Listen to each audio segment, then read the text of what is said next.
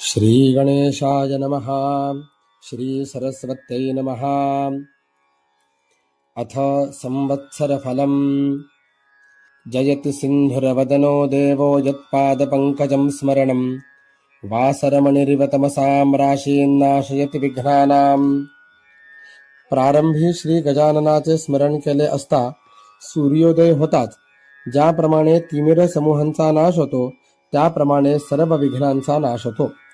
तो सिंधूरवदन देव उत्कर्ष पावत आहे। नत्वा गणपतीं खेटान ब्रह्म विष्णु शिवात्मकान संवत्सरफलं वक्षे सर्वकामार्थसिद्धये। सर्व कार्याची सिद्धी होण्याकरता श्री गणपती ब्रह्मा विष्णू आणि महेश्वर यांना नमस्कार करून संवत्सर फल सांगतो।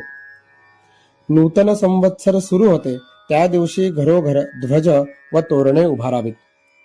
मंगल स्नान करून ब्राह्मणासह देवांची व गुरुची पूजा करावी। स्त्रिया व मुले यांना वस्त्रालंकारांनी भूषित करून उत्साह करावा। ज्योतिषाचा सत्कार करून त्यांच्याकडून वर्षफल श्रवण करावे, म्हणजे हे वर्ष लाभप्रद होईल।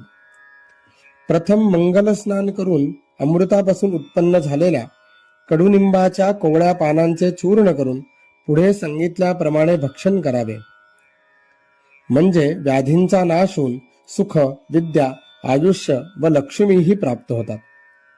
मिरे, हिंग, मीठ, ओवा व साखर यांच्यासह पुष्पासहित कडुनिंबाच्या कोवळ्या पानांचे चूर्ण चिंचेत कालवून रोगशांती होण्याकरता भक्षण करावे। पंचांगस्थ गणपतीचे ब्राह्मण व ज्योतिषी यांचे पूजन करून याचकांना यथाशक्ती दानादिकांनी संतोष होऊन मिष्टान्न भोजन घालावे। नाना प्रकारची गीते, वाद्ये व पुण्यपुरुषांच्या कथा ऐकून दिवस घालवावा, म्हणजे संपूर्ण वर्ष सुखाने जाते। राजाचे फल श्रवण केले असता वैभव अचल होते। प्रधानाचे फल श्रवण केले असता कुशलता प्राप्त होते। अग्रधान्येशाचे फल श्रवण केले असता लक्ष्मी स्थिर होते। मेधाधिपतीचे फल श्रवण केले असता वाणी सुरस होते। रसाधिपतीचे फल श्रवण केले असता धार्मिक बुद्धी स्थिर होते। पश्चाध्यान्याधिपतीचे फल श्रवण केले असता दीर्घायुष्य प्राप्त होते। चैत्रे पुण्य समये वसंत समये नव्यं फलं वार्षिकं नित्यं यशृणुयाद घौघदलनं चायुर्यशश्रीकरं वेधा विष्णुहरौरविन्दुमहिजा सौम्यो गुरुर्भार्गवो मंदो गुश्यशिखश्च शत्रुदलनं कुर्वन्तु सर्वे ग्रहाः। प्रतिवर्षी वसंत ऋतूत पुण्यकारक अशा चैत्र महिन्यात नवीन वर्षफल श्रवण केले असता पातकांच्या ओघांचा नाश होऊन आयुष्य, यश व लक्ष्मी यांची वृद्धी होते। ब्रह्मा, विष्णू, महेश, रवी, चंद्र, मंगळ, बुध, गुरु, शुक्र, शनी, राहू व केतू हे सर्व शत्रूंचा नाश करत। वर्ष प्रतिपदेच्या दिवशी जे भक्तिपूर्वक संवत्सर फल श्रवण करतात ते रोग, दुःख व दारिद्र्य रहित होऊन आनंदाने व धनधान्यांनी युक्त होतात। सूर्य तुमच्या आरोग्याची वाढ करो, चंद्र यशाची, मंगळ ऐश्वर्याची, बुध बुद्धीची, गुरु हा गौरवाची व शुक्र कोमलवाणीची वाढ करो। शनी आनंद व राहू बाहुबल देवो आणि केतू तुमच्या कुलाची उन्नती करो। तिथीच्या श्रवणाने वैभव स्थिर होते। वाराच्या श्रवणाने दीर्घायुष्य प्राप्त होते। नक्षत्र श्रवणाने केलेल्या पापांचा नाश होतो। योगाच्या श्रवणाने वियोग नाश होतो। करणाच्या श्रवणाने सर्व इच्छा पूर्ण होतात। ज्योतिषाकडून नित्य पंचांग श्रवण केले असता सिद्धी प्राप्त होतात। स्वस्ति श्री सूर्य सिद्धांत मतेन समस्त जगत उत्पत्ति स्थिति लय कारण श्री महाविष्णोरनाभिकमलोद्भवस्य वर्तमान ब्रह्मणः परमायुर्वर्षशतं तत्रार्धं जातम् उत्तर पंचाश शब्दे प्रथमवासे प्रथमपक्षे प्रथमदिवसे त्रयोदश घटिकाः द्विचत्वारिंशत्फलानि अक्षरत्रयं च गतम्. श्री सूर्य सिद्धांत मताने जगाच्या उत्पत्ती, संरक्षण व लय यांना कारणीभूत अशा श्री महाविष्णूंच्या नाभी कमलापासून उत्पन्न झालेल्या ब्रह्मदेवाचे आयुष्य 100 वर्ष आहे. त्यापैकी 50 वर्ष होऊन गेली. सांप्रत 51व्या वर्षाच्या पहिल्या महिन्याच्या पहिल्या पक्षाच्या पहिल्या दिवसाच्या घटिका 13 पळे 42 आणि 3 अक्षरे होऊन गेली. 4 युगे 1000 वेळा येऊन गेली म्हणजे ब्रह्मदेवाचा एक दिवस होतो. तेवढ्याच लांबीची त्याची एक रात्र असते. ब्रह्मदेवाच्या एका दिवसात 14 मनु होतात.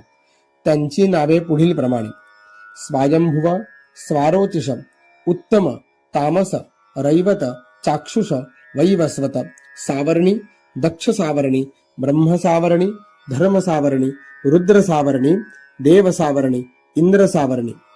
त्या एक मनुत 71 महायुगे होतात. एका महायुगाची वर्षे 43,20,000 आहेत. त्याप्रमाणे चाक्षुष पर्यंत होऊन गेले. चालू असलेले वैवस्वत मन्वंतर हे 7वं मन्वंतर आहे. वैवस्वत मन्वंतरातील 27 महायुगे जाऊन 28वे महायुग चालू आहे. कृतयुगाची वर्षे 17,28,000, त्रेतायुगाची वर्षे 12,96,000, द्वापार युगाची वर्षे 8,64,000, सांप्रत चालू असलेल्या कलियुगाची वर्षे 4,22,000. कलियुगामध्ये 6 शककर्ते आहेत. प्रथम इंद्रप्रस्थात युधिष्ठिर झाला, त्याचा शक 3044 वर्षे. दुसरा उज्जैनीत विक्रम झाला, त्याचा शक 135 वर्षे. तिसरा पैठण येथे शालिवाहन, त्याचा शक 18,000 वर्षे. चौथा वैतरणी नदीच्या काठी विजयाभिनंदन होईल, त्याचा शक 10,000 वर्षे. पाचवा गौड देशात धारातीर्थी नागार्जुन होईल, त्याचा शक 4 लक्ष वर्षे. सहावा कोल्हापूर प्रांतात कल्की होईल, त्याचा शक 821 वर्षे. कलियुगाच्या एकंदर वर्षातून 5,127 वर्षे मागे पडली व 4,26,873 वर्षे शिल्लक आहेत. या पराभव नाम संवत्सरात पाण्याचा तुटवडा भासेल, मात्र खरीपातील पिके चांगले येतील. साथीचे रोग वाढतील, तसेच लोकांमधील भांडणे वाढतील. आता राजादी फलांची व्यवस्था. राजाचे फल: सौराष्ट्र, पंजाब, उत्तर प्रदेशाचा ईशान्य भाग, वराड, विदर्भ, दिल्लीचा पूर्वेकडील प्रदेश आणि पाटणा इत्यादी ठिकाणी. प्रधानाचे फल: बंगाल प्रांतामध्ये. मेधाधिपतीचे फल: बिहार व जबलपूरचे बाजूस, तसेच गंगेच्या दक्षिणेस व गंगा आणि शोण यांच्या संगमाच्या पूर्वेस. धान्यस्वामीचे फल: गुजरातमध्ये. आर्द्रा प्रवेशाचे फल: विंध्य पर्वताच्या दक्षिण भागी. रसाधिपतीचे फल: कोकण, मध्य प्रदेश आणि राजस्थान यामधील भूभाग. अर्धेशाचे फल: आंध्र प्रदेशात. सेनेशाचे फल: पंजाब व काश्मीरमध्ये. नीरशेषाचे फल: दिल्ली व पंजाबचा उत्तरेकडील प्रदेश. फलाधिपतीचे फल: गुजरात व सौराष्ट्रमध्ये. राजा गुरु असल्याने पाऊस चांगला पडेल आणि धान्य, फळ, दूध मुबलक मिळेल. यज्ञयागादी कर्मे केली जातील. मंत्री मंगळ आहे म्हणून पाऊस कमी पडेल आणि धान्य कमी मिळेल. आग, चोर व रोगराई यापासून लोकांना त्रास होईल, भांडणे वाढतील. मेधाधिप चंद्र असल्याने पाणी विपुल मिळेल आणि धनधान्य वाढेल. विद्वानांचा गौरव होईल. खरीपाचा स्वामी गुरु असल्याने पाऊस चांगला पडेल, धान्य व फळे विपुल मिळतील. संपत्ती वाढून लोकांना आनंद होईल. रसांचा अधिपती शनी आहे म्हणून पाऊस थोडा पडेल. लोकर, लोखंड महाग होईल. रब्बीचा स्वामी बुध असल्याने गहू, मुग, ऊस, भात व दूध दुभते मुबलेक मिळेल. विद्वानांचा गौरव होईल. नीरसांचा अधिपती गुरु असल्याने सर्व रत्ने, सोने, कापूस, सुपारी, चंदन हे पदार्थ पुष्कळ होतील. आर्द्रा प्रवेश.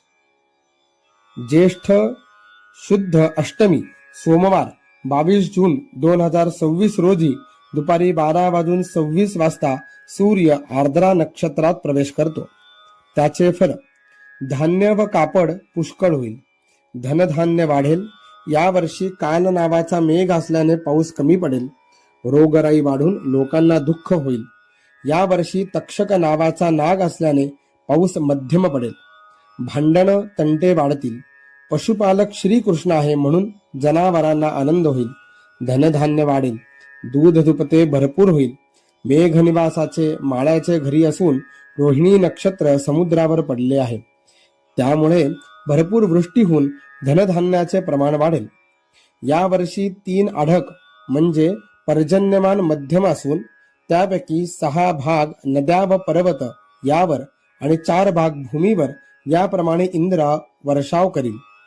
तिथीच्या श्रवणाने लक्ष्मी प्राप्त होते, वाराच्या श्रवणाने आयुष्याची वृद्धी होते, नक्षत्राने पातक जाते, योगाने रोगांचे निवारण होते, करणाच्या श्रवणाने चिंतित मनोरथ सिद्ध होतात, सर्वांच्या श्रवणाने नित्य गंगा स्नानाचे फल मिळते. हे शुभकारक वर्षफल संवत्सरारंभाच्या दिवशी जे भक्तीने श्रवण करतील ते वर्षभर सुखी होतील. इति संवत्सरफलम संपूर्णम.